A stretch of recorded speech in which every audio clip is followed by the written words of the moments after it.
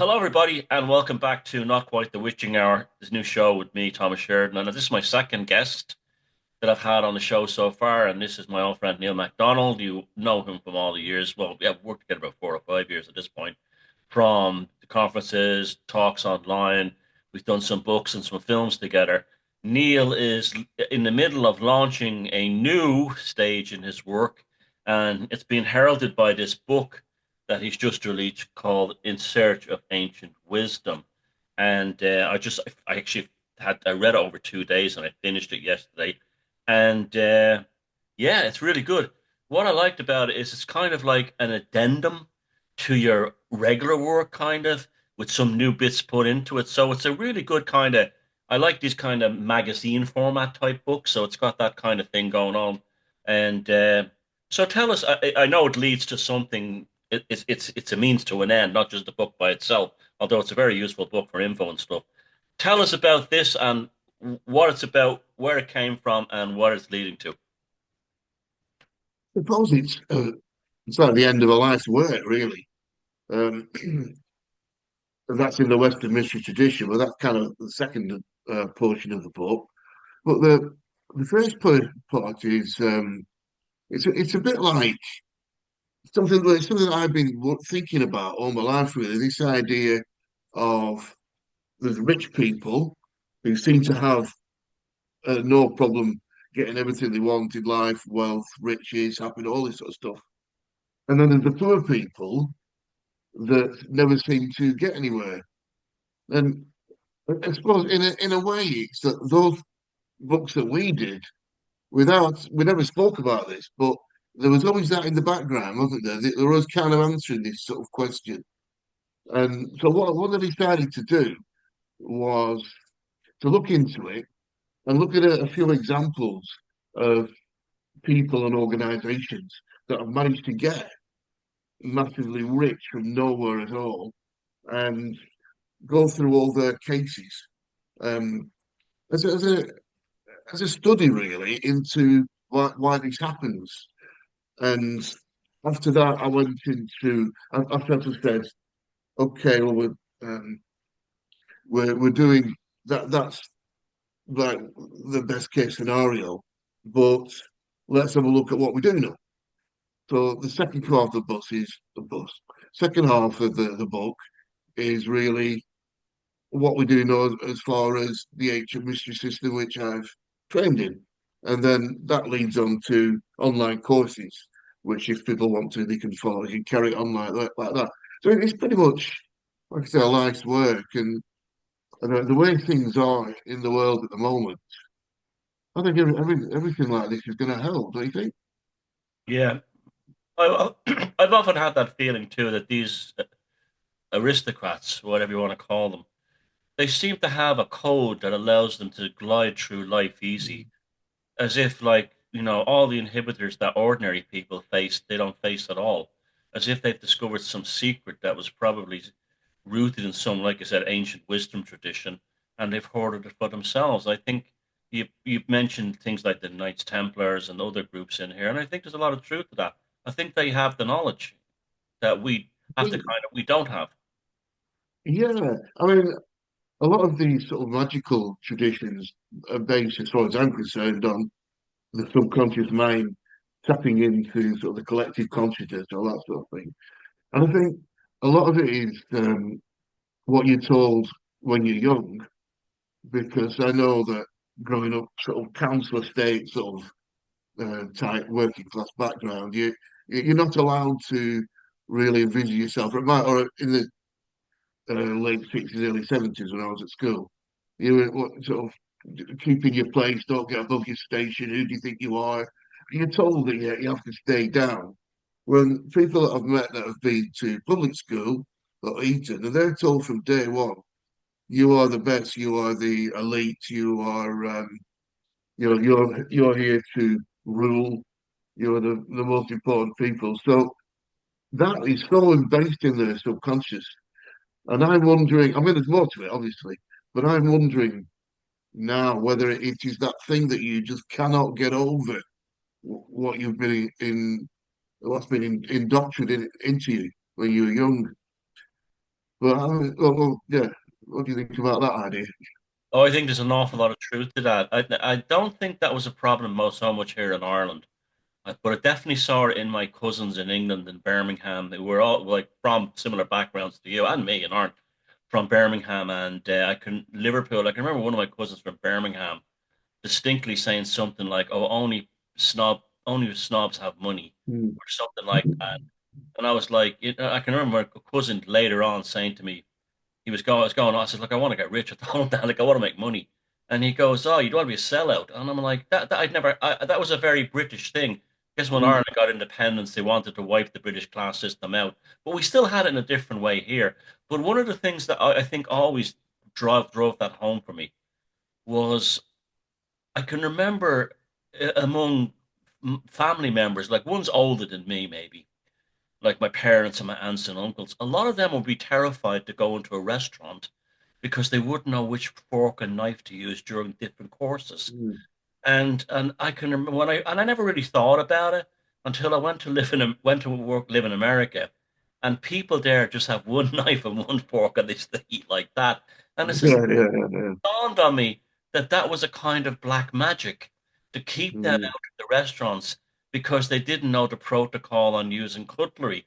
And then when I found out later on that it's a big part of Freemasonry is the way they decorate the table with the glasses, and they're called certain drinks are called like cannons, and the implements are weapons, and that's where that all came from. And that directly links these mystery school ideas to the control of the plebs, just like you were saying. So I agree with that 100%.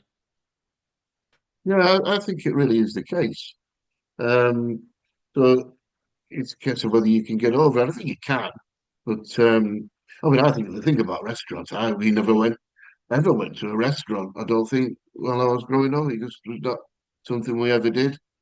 I know So I mean, one thing I really love doing now, but it was just couldn't afford it. it wasn't for But us. that hmm? It wasn't for people like us. No, no, it just wasn't. And when I first started going in, I mean, so when I quite young, I had a girlfriend, and she came from her dad was a ship captain, that sort of thing, and she was great, but she didn't mind about these things, so she took me into these restaurants, and I got, wow, this is fantastic, we can do this. There's no fear at all. We just straight in there, and because she'd been doing it all her life. But that's different from whatever this thing is that the Knights Templar, Solomon, and all that, all these things, and the Nazis, and all these people that have done in the first section. They found something more than that, didn't they? There was Bollinger on the air and all that. Yeah, we did the thing on Sarnier, but we didn't really go into depth of the Knights Templar other than they had been there. Uh, do you tell me like that's always been a great mystery to me is like the source of their wealth and their banking power. Mm. These were guys who went out as military orders into the Middle East with just no agenda other than to liberate the Middle East from Islam, and yet they become this banking cartel. They obviously found something that gave them this kind of like ease of living, or whatever you want to call it. Well, whatever that thing was, King Solomon had it, didn't he? According to um, all the stories, and everything. He was incredible wisdom, and this led him to massive wealth.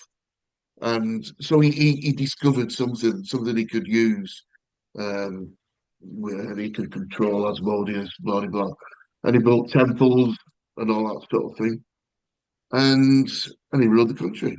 But he was supposed to be like the richest and most wisest man that ever lives. And then the Knights Templar are named after Solomon's temple, aren't they? And in 11, I think it was early about 1105, that sort of thing. It's a bit earlier than the actual date, but there was nine of them went across to the Holy Land. One of their family was King Baldwin. Look at King Baldwin, and he gave them uh, quarters on top of where the temple was, and Temple Mount, and they dug underneath the temple, And this is proved, but they dug underneath the temple and they found artifacts and all that sort of thing. And it's proved because those Templar swords and things were found underneath the Solomon's temple when it was excavated. So whatever it was, they went back to France, to the court of Champagne in Troyes, or Troyes as they call it, and they were suddenly and massively rich.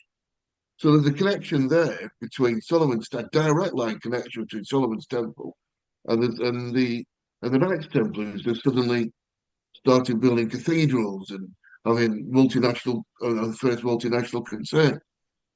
So we've got that, and then we're looking at that's a Knights Templar. Now the Knights Templar we know, don't we? Went to the Languedoc, and that was going to be their homeland, and sort of 40% of their earnings and money and wealth was in the Languedoc.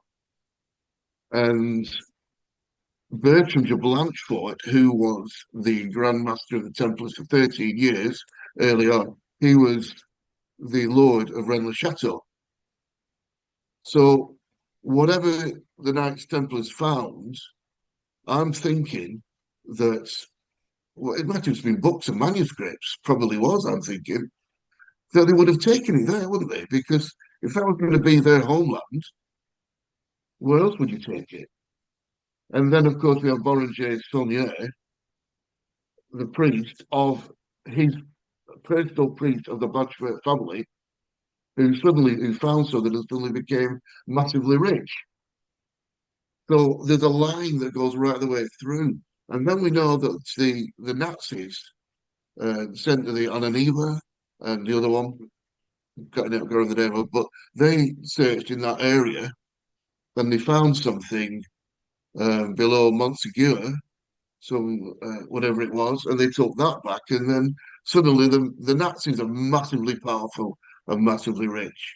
So I'm just saying there's some sort of connection between all this, and then on top of that, there's the thing, the Et in Arcadia ego. Um, I am in the land of Arcadia, and that was based, the Shepherds of Arcadia painting, Pousson's, that was based with just where we went, just underneath around the chateau and the Holy Mountain of Mount Cardu. So that's another connection. And that painting and that saying is now seems to be connected to loads and loads of rich families that I know of. I mean, there's a Shepherds of Arcadia monument at Shugborough Hall, the actual paintings at Chatsworth House. These are all the rich people of the time. And then there's the other one with the Fouquet, who was the superintendent of finance for Louis XIV, and he spoke of that painting and the riches connected to it, and he became massively rich as well. So there's something tied in. What Yeah, is it? I don't know. it's almost like they discovered the keys to life, and it Mm, makes things easier and accessible. Like mm. the emperors go on to seem to be able to build massive castles and massive everything with no problem.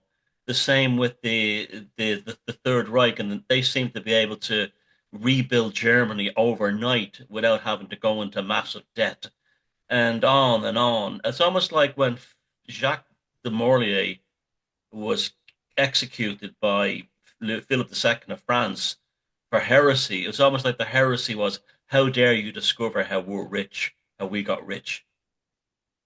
Absolutely. And then the whole idea of the Knights Templar. This is something I didn't really, I don't know if we discussed it before, but we probably have.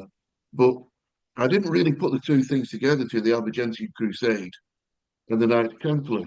But when you look at the dates, it was the Knights, the Crusade against the Catholics started in 1209 and went through to the burning of the at Montsegur at 1244.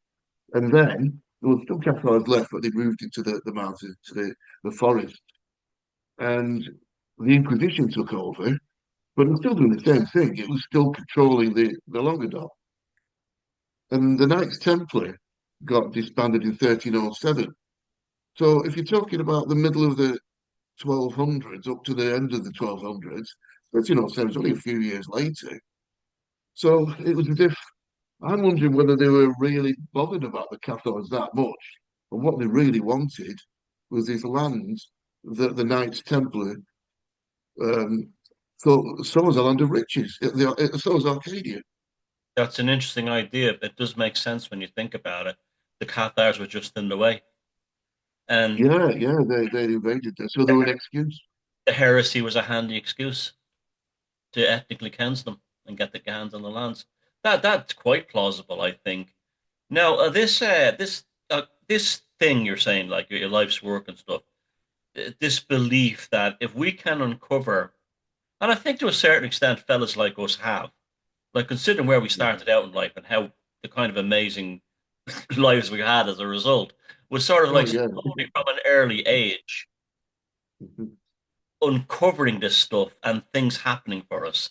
I really do believe that, like, every time I sort of like walked the occult path in terms of like sacred knowledge or whatever you want to call it, it opened doors for me and gave me opportunities. And I know we've had this conversation privately. It's done the same for you.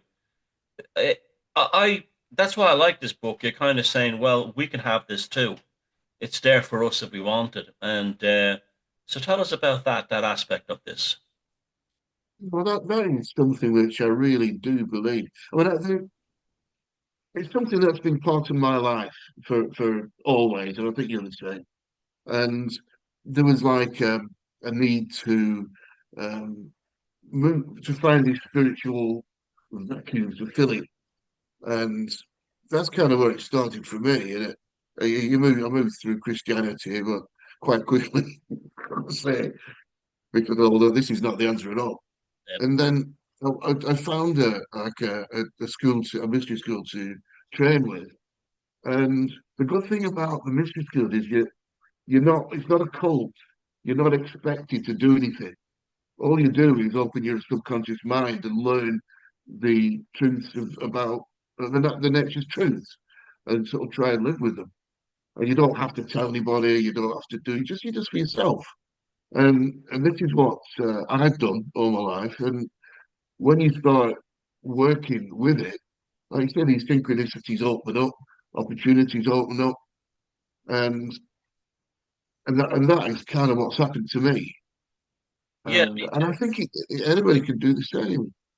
and even simple. I was even thinking about like how if it wasn't for this stuff, I probably wouldn't have gotten through the lockdowns in, in that way I did, because it gave me a spiritual dimension. Then I met yourself, and I did a few other things, and I know you did the same. And it's almost like, well, everyone was at home in a state of fear, wondering what we were kind of like building a new reality behind the scenes, which I think actually worked. And I think I know other people did as well.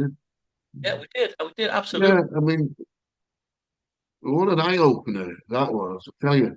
I mean, I hate the idea of saying that you know something other people don't. It just seems really conceited. But that's why I didn't like to think that other people. I always wondered why some people have some strange ideas. But that the lockdown just showed it, didn't it? So many people just out and out believed it. And people still believe it now. I know people, and also because I get a lot of Americans on the tours, and they I got the doctor from America, and she'll say that in case he watches, but anyway, he made me go up there. But no, But you respect his choices. Put it that way. yeah, but they were saying, We respect other people's free will, just that we just see things differently. yeah, but they're still thinking that these things happening, and they're still taking the legal craft, and I know people that are still taking them now.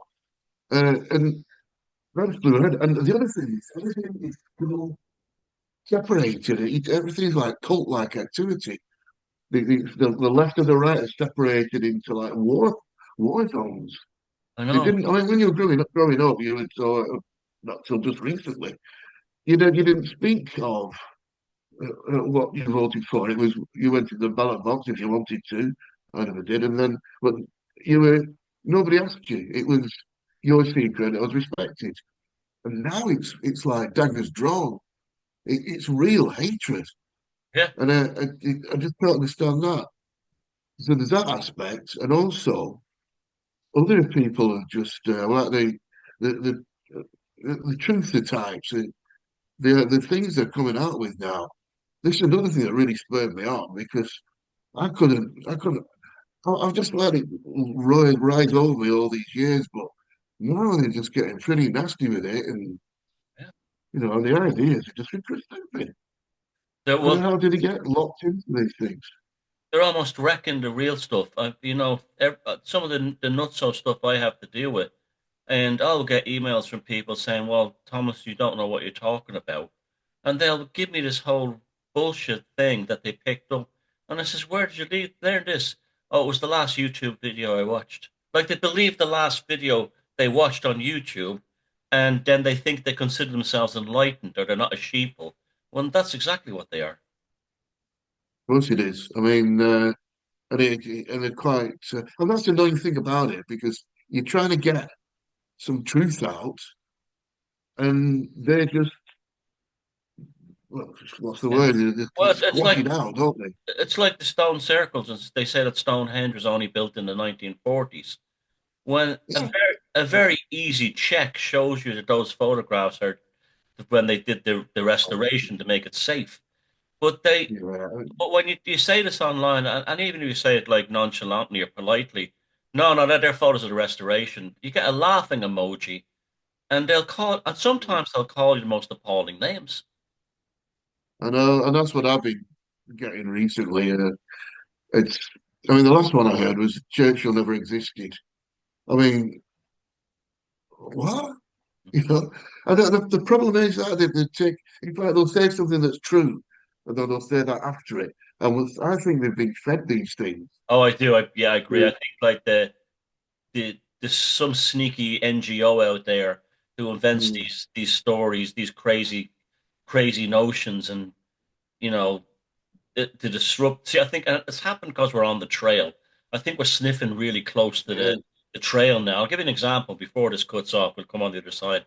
There was a Graham Hancock has really opened up people's minds with uh, ancient apocalypse, right? So I saw a clip on yeah, YouTube today, this like pretty posh girl, very posh English girl, condescending, always a bad sign. And she was saying, she was in a temple saying that it was Thoth. This phrase here in Egypt says that Thoth or Toth, he had written about Atlantis and all this stuff. And I was like, hold on a second, that's not true at all. That story of Thoth and the Atlanteans is a made up story from the 1930s, a fictional story, and doesn't appear yeah. anywhere in the actual real stuff. Solon is the one who spoke about Atlantis. Right. And, Yeah, yeah, and I'm yeah. thinking, she's put out there to put easily debunkable information out there so they can come along and say, "Oh, look at this scene, it's full of idiots talking to their backsides." Yeah, definitely. And you can tell when people are a cult in a kind of cult because they're so sharp against they can't listen to anything else because Um, they're gaining a lot psychologically from it. yeah, Anyway, that's why that's why another reason why I thought, well, you about the mystery tradition, you talk to look at something and look at it deeply, deeply, really, really deeply, and try and work out what's the absolute truth. Call things by their real names. yeah. And these people don't look at anything deeply; they just get No, told what to think. And oh, they just laugh at it when you tell. Like I have a like I used to be skeptic about the moon landings at one time, say back in the 90s. Now I'm completely convinced they happened because I dived into all the engineering documents and everything, and the evidence that they went to the moon is absolutely spectacularly overwhelming. There's no evidence they didn't go and it was hoaxed. But these people who've never even looked at anything will still say things like, "How did they get the lunar boogie inside the module?" Well, it's strapped to the outside, you idiots, and you're 10 seconds away from finding that out by googling it. It's almost Yeah. like they don't want to find out the truth because the conspiracy makes them feel more clever. You see, a lot of us, like these born again Christians, oh, I'm saved and you're not. Oh, I know that the moon landing Oh was yeah, I'm a bit. and I'm you're more not. holy than you are. Yeah. I know that, yeah, and I know that Stonehenge was built in the 40s and you don't. And if you take that away from them, the reaction is always laughing emojis, followed by really vicious personal insults, often. And you can't change them. It's like they have this belief that we have to believe this because it has to be because it's the everything is a conspiracy and nothing is true. Nothing, everything. That's right. Yeah, And they're, and they're that's actually the what they ones who are say. like one and one is three now, because they've actually been successfully made to believe in nothing, and it's all a hoax. And this is a Nobody can psyop make as well. anything up. This is a psyop as well because everyone, even in the occult, we all know that you mix truth with lies. Okay, Yeah, and you've got to put way a certain amount of truth and weave it in. Yeah, and your way to stop being profane and become a neophyte must move from profanity to enlightenment is to decipher those. It's like when Dracula says to absolutely. Jonathan Harker, "Come into my home, step over the threshold." Well, he stepped over the threshold because he didn't think, and I think that's Exactly. why this book is kind of cool in that way because it is important to know this stuff. So as we were saying that like part of the wisdom journey, the self-development journey, is to know that the truth and the lie is mixed up, and just because one thing is a spoof Mm. doesn't mean that everything is. And deciphering both is how you develop yourself spiritually, because it really is a spiritual thing. And that's the second part of the book, or the third part really, is you talk about it is a workshop slash development thing. Uh, Tell us about that aspect. Well, what I decided to do is put the whole thing into a series of online courses. Now, it was based on the real usage of the tarot. So it's because the tarot was a book, and a book was the major arcana, and the rest of it is just added on to make it look like a game. But those, the story is that people from all over, adepts from all over the planet, used to meet up first in the hotel in the library in Alexandria, and then in Fez in Morocco. And they wanted to put down a document where people could, that all the secrets were hidden in it. And then they say that anybody can, if they got put in prison with a book, this book, and work their way through it, then the subconscious mind would open everything up for them, and they would learn all the occult secrets. So, so nothing to do with divination at all. It's all to do with opening your subconscious mind to the natural ways of the universe, and how you could tap into them to improve your own life. It's supposed to improve your own. Well, it does. It does. It gives you wisdom, because if you understand the ways, the natural ways of the universe, then you're wise, aren't you? Because it's the opposite from being stupid. If you know what I mean, because you're flowing with what nature is, rather than going against it. So you're sliding down the, the stream rather than trying to swim up it like a salmon. That's a funny example. There you go. But so the idea is that I go through every single tarot card of the major arcana in massive detail. Uh, there's a thing called the tarot tableau, where the spoon is at the top because that represents them all, and then there's the first seven of the major arcana are called the powers of the universe. The second are the laws of the universe, and the third row at the bottom is the outcomes or the developments that you'll get from following it's very complicated, but you don't have, it doesn't have to be complicated when you study it. So what I do, I go through everyone, and first of all, I'll say what the basic meaning of the card is, or the key, called keys. First meaning of the key. Then I'll go through all the symbolism of the key, and then the third. I think it's like 3 videos per card per key, and on the last one, is how you can use that in your day-to-day life now. And they all, and it's, I mean, it's very, very, very deep, but it's made simple because you're just feeding this stuff into your subconscious, and your subconscious does the work for you. Uh, so that's the online courses, and there are two other online courses to start with to give you a background. And in the second part of the book, what I've done is laid some basic um, areas that you need to know as a basic, like that's a tarot tableau, yeah, that's it. And that was, uh, yeah, so things that you need to know to be able to, like, discovering Hermeticism. Because it's Hermeticism, that's the, from Hermes Trismegistus, or that work put down to him, you know, it was probably just a collection of works. And all this Levi and all these different people, and Crawley, and all these people have had their input. But the second part is giving you all the basics that you need before you go on that journey. And then if you want to go on that journey, you can follow the online courses.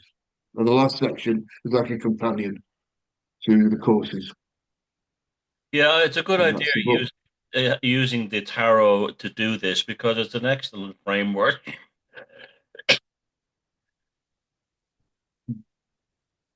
Because it's an excellent framework. It was the framework that I used on my many years ago when I was starting because it's engaging. It's easy Mm. to think in symbols. It opens up your mind in ways that they're not based on like literacy or words. And I think it does have a tendency to unleash forces of the subconscious that you probably weren't using, and it's good for that. So that's a good idea. It's easier using the tarot than I think using the Kabbalah. I think the Kabbalah is much Yeah, more difficult and tricky for neophytes and novices anyway. But absolutely. Yeah. the tarot is also accessible to everyone. Everyone's seen the card, so it's a familiar set of Mm. symbols. But will the courses be like documents, certain things like that, or will there be videos or audio or anything like that? It's videos. I've done, I think it's about 100 videos when I finish. So they're all about sort of 5 to 10 minutes long. And the course is designed to take 6 months. So you spend a week per key based on the rider weight pack. Right.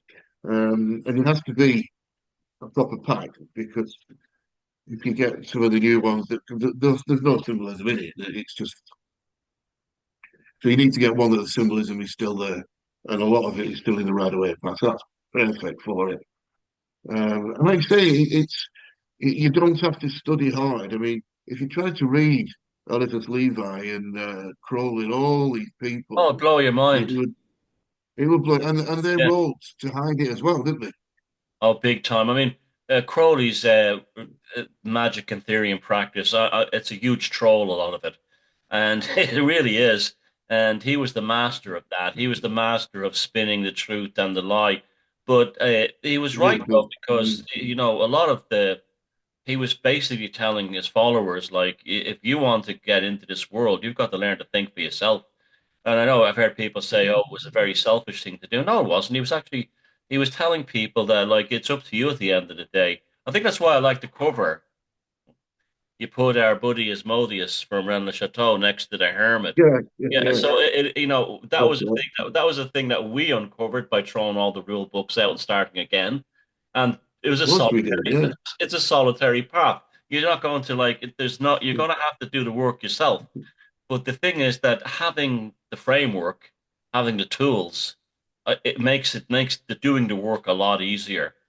I mean, I can't. Yeah, I think this is like such an important thing for everyone to do. I mean, it makes life infinitely more interesting if anything else. And like I said, you and I are living proof, and other people we know that we came from nothing. We took a walk on the wild side, as that you might say, and opportunities and places and experiences we've had, that just come into our life in the most incredible way.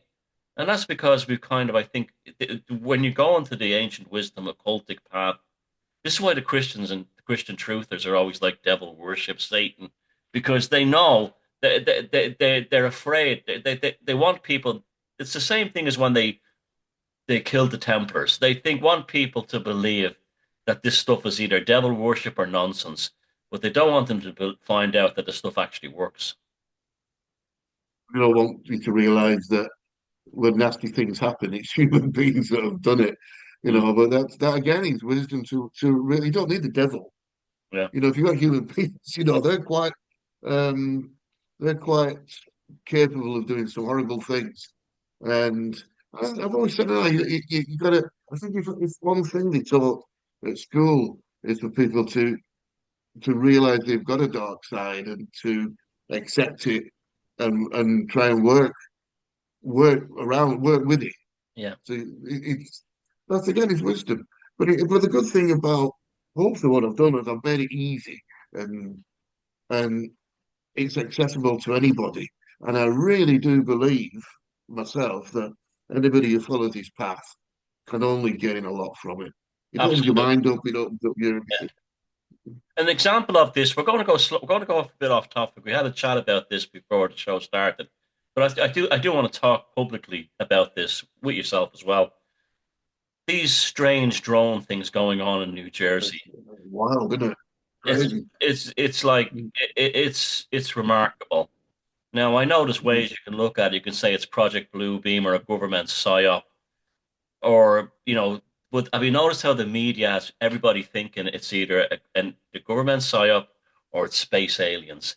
Never the middle path that this could be a spiritual or paranormal or genuine a 40 and experience, which is where I'm sort of I was on the fence until probably this morning, until I started watching videos about people saying they were emotionally affected by seeing them. And then I'm saying, okay, we're in the kind of Jacques Vallée, John Keel, Whitley Strieber type element. How do you feel it? That's how I'm feeling at the moment. That's how I'm feeling about it. What about yourself? I'm still still trying to work it out. But one thing I do know is we'll never find the truth out because they'll throw a truth out like Vic and Dave with the crop circles, and 99.9% of people say, "Oh, that's sorted out then." And I don't think we'll ever find out the truth. But it's absolutely amazing. I'm fascinated by it, and there's something there, Oh yeah. but I don't know what it is yet. So I've only really been looking at the videos today. So Mm. I am trying to. So that's it. You see, you've got to think about things deeply and think what decide what you really think. But something very, very weird, very weird. And plus, you said one came out of the sea. Could be drones. Drones don't go to the sea. I They've know. got propellers. But the fact that they say things like, I mean, people in the comments add to this because I can't do many videos lately, so I want to hear what you have to say. But like, what about things like they say they're the size of cars and they're odd shapes now? And people say, well, they're using FAA lighting systems with the red and green light. But as we know from the black helicopters, and people like as John Keel and Jacques Vallée have told us that these things, whatever they are, these occult energies, whatever entities, they have a habit of mimicking human technology to try and look like something Yeah. humans have, but they don't do it quite right. It's kind of never right. And you look at some of the stuff of these drones, they don't look quite right. No, you just see the lights and the shapes around them. But it's always it's a same thing, isn't it? That when like, I think you mentioned it, that when somebody sees a strange um I don't know, ghostly figure, and they'll say, "Oh, that's Mary Magdalene," if you're a Christian, or or if it was years and years before that, or it was a witch, or it was. Or it was It's always something that, the Virgin Mary yeah, at it's something Fatima. that, yeah, of course, that's And when yeah, you get into the absolutely. Fatima story, it turns out it was a 3 foot entity rotating with no hair. And the church moved in and made it into the story of the Virgin that appeared. No, remember that story of the natives in Africa who saw a boat and never seen a boat, so they just didn't see it. Yeah. So it's your subconscious then, isn't it, trying to work out what it is? It's never been open to it before. And if you'll think, oh, that must be a drone. I've seen drones, and drones are a bit like that. Yeah, You know what I mean? absolutely. So you fixate on something that's in there already. Yeah, and that helps to compensate for the uncanny valley experience of what am I Mm. not being of it being just a total head wrecker. Yeah, that was just a diversion. I wanted to get that. I wanted to ask your opinion on that. But I tell you, it's because of stuff like this, and myself and Sarah on Hocus Pocus talk about this a lot. It's not it's incredibly intellectually stimulating to think about it in the occultic ways, and it's incredibly enjoyable. Yes, and it's, I mean, the humdrum of life. And then you can start looking at uh, the powers and laws of the universe. Yeah, I mean, come on, what do you want?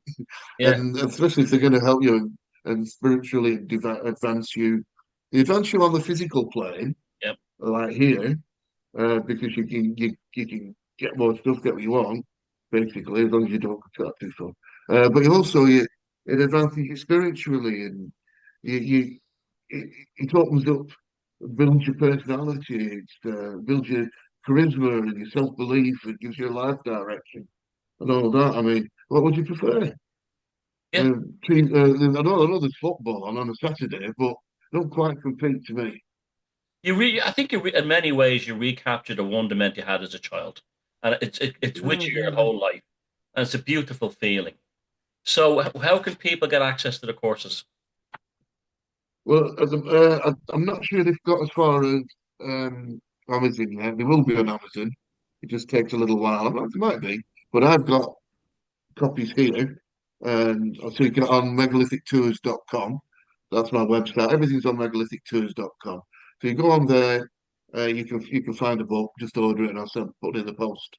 I'm going away over Christmas, but I'm in about a week. So Right. if you want one, you can So bear with me. what in terms of tours? What tours do you have coming up? Well, I've got one for the one on this week. I forget that because that's too late. I'm having January and February off.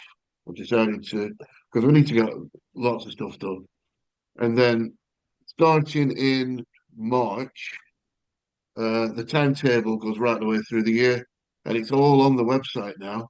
I mean, there's the to start with, Portugal's full already. I mean, things are filling up. In March, there's Anglesey, which is fantastic. And then in April, there's Orkney, there's the Isle of Man, and another one to the other side of Scotland. And then in May, there's the uh, Brittany Carnac, or Major Alignments in Carnac, and Ireland in May, and then in June, the Cathar country again. So that's the first 6 months of the year. So there's plenty to go on. I mean, they're filling up already, so that's fantastic. But Yeah, Portugal's a nice come place to go along. in the spring. Yeah, that'd Yeah, be, that'd be nice. That'd be a nice one to start with because you can still wear a jacket or a jumper there. It's not hot yet at that time of year. yeah. And So then later on in the year, we go back to the Med. So it's you can get when it gets cold here, we go to the Med, yeah. Malta and Menorca and Sardinia and all that sort of thing. Now, and as usual, that's all on the website, all the booking details and all the timetables and everything. Now, Everything's on megalithic tours.com. yep, and the Mysterious Air Conference is back. Now, I was talking to Sarah, and I believe she's talking there this year. So that's like, Yeah, and it's going to be held yeah. you're holding it at a different venue this year. Well, yeah, this is what I've always wanted. It's the 17th year, and you remember the Glendower Hotel? Very nice. We Yeah, stayed there. Well, I just had a look at the function room in there, called in. Perfect. So I said, right, that's it. So I booked the function room. very good. So it's going to be in October. So we're all in the same place. Well, you don't have to stay in that hotel. There's other hotels, but we're staying. Anybody wants to in the Glendower, and so the conference is there as well. And the Glendower are giving us cheaper accommodation, which is really good of them. Oh, So there's a block of rooms. So getting early, that's what I say. But yeah, it's going to be. I'm really looking forward to it. I hope you're going to come again. I don't know. Yeah, I mean, I want to come, but I don't. It's a. I can't. I need to see how I'm set up for the rest of the year. But yeah, Well, absolutely. well, it's a lot of fun. I'll do my best to try and come. Now, Mhm. who's talking? What size is the ballroom? Um, Let me see. Well, you can get to 150 seats in it, I think. So it's a lot smaller than the YMCA. But the thing about the YMCA, the sound was terrible, wasn't it? The high It was ceiling so difficult. You know, the high ceiling, it was aluminium and it ridges, and and hard so it kept walls. bouncing off. Yeah. So this is a purpose built room. So it's going to be wonderful, no problem with the sound. And So that's that what's problem the solved. capacity? What's the capacity? 100 and let me say 150. Oh, that's perfect. Yeah. Yeah, because I don't really want it to grow much above that because No, and it's you nice it's in know the hotel because you have that proper conference experience. yeah, and they're really good. They've been really helpful, and That's great. so it's going to be great. And it's a Get beautiful some place. stalls in there as The well. beach across the street and everything. Yeah, you can walk down into town, only less than 10 minutes walk. There's the pier Yeah. that there's a cafe in there and all this sort of thing. And people book, they can book at the same time for coffee and tea in the breaks, like the morning and afternoon breaks. It's another £12, but I've got to tell them up front. So that means but then it's £12 for four breaks is okay, isn't it? It's Yeah. £3 breaks. You get a cup of coffee, I'm sure they'll refill it. So everything's taken care of. Yeah, sounds And great. Yeah, I'm you landed on your feet there. Now, who's speaking, and what are they speaking about? going to remember this. Right. So I've decided I'm going to try and put a film together. I really want to put a film together about this book. So it's carrying on over the tradition that we started. So I'll start off um, talking about that, and then Gary Vasey, Very good. you know Gary, Oh, I know yeah, very yeah, well. Yeah, definitely. He's talking about the Knights Templar path in Czechoslovakia, around where he lives. Not Czech Republic now, isn't it? yes, yeah. Um, Steve Lara is going to come and do two talks. So I don't know his titles yet, but Steve's really, really brilliant. Um, so that's four. Sarah, obviously, five. She's going to do. I can't remember what she's talking about now. I can't remember the name of the talk she's giving me. Nikki, my friend Nikki, can't remember taking now. She's terrible, isn't it?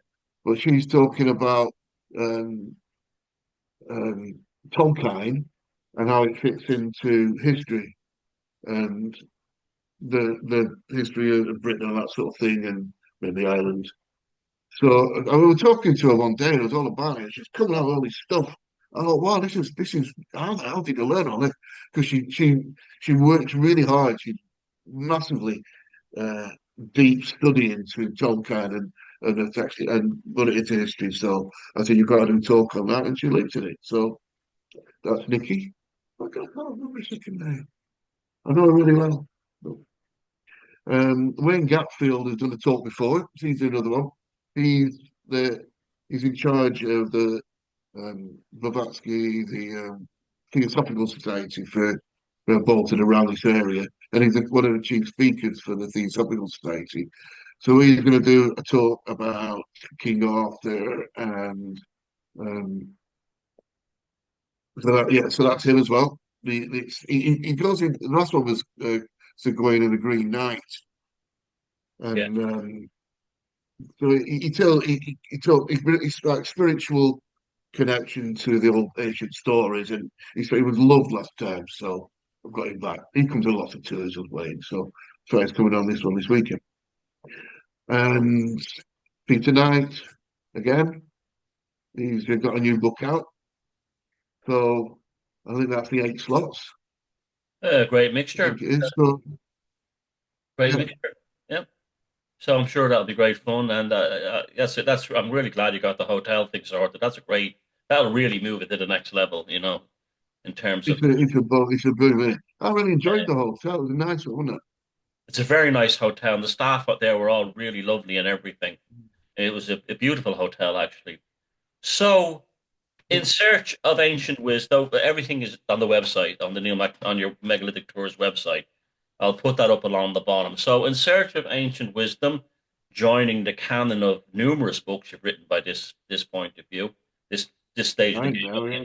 and I mean, yeah, I mean, I really enjoyed it. And it's the kind of book I like. It's got the magazine format, and I even like the way you put the tarot guide at the end of all the different cards and the major arcana. It's well illustrated. This I always enjoy that. So best of luck with the book, and I'm sure everyone is going to want to get a copy of it, and many others will want to go on to the courses. So And anything if else? you want to do the courses, they're also on. It's on the website. It's ancient. I think it's ancient mystery courses. Um, I'm having trouble with the website at the moment, so hopefully by the end of this week it'll be up. So if you want to do the courses, they're there as well. Okay, so by the end of the week, it'll be up. Okay, Mm. so really, people should be after next week applying for it, kind of thing. Yeah, yeah, yeah. Okay, so well, thanks very much again, Neil, and uh, I'm looking forward to seeing what you come out with next. And yeah, I think you're on a I think you've done a good thing here. You know, like you said, when you said at the beginning is my life's work, it's like, what are you going to die soon? But it's like, I think Never know, yeah. it's uh, it's a good idea to share it out. Like you're at that kind of stage now where you can actually put it out there. It's also, I think 2025 is going to be a special year. I think a lot of things are going to happen next year. I've been talking about on these other videos on this program, and Mm. we are going through a change. And I think part of that change will be more people diving into this world. So Neil, thanks very much, and Okay. I'll talk to you next time. Yeah, I enjoyed chatting. Cheers, Okay. Thomas.